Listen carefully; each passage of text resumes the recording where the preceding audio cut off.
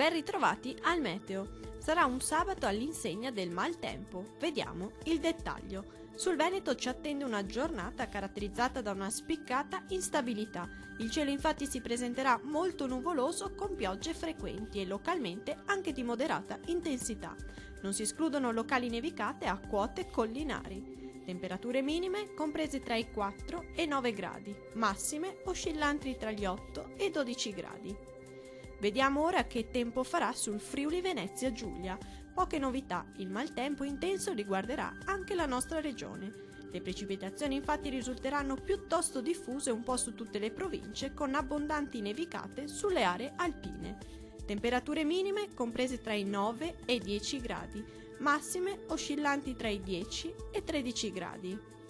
Vediamo infine la situazione meteorologica del Trentino Alto Adige. Lo scenario sarà molto simile, infatti avremo condizioni di tempo molto instabile con piogge e con nevicate, localmente anche abbondanti, meno sui settori alpini di confine.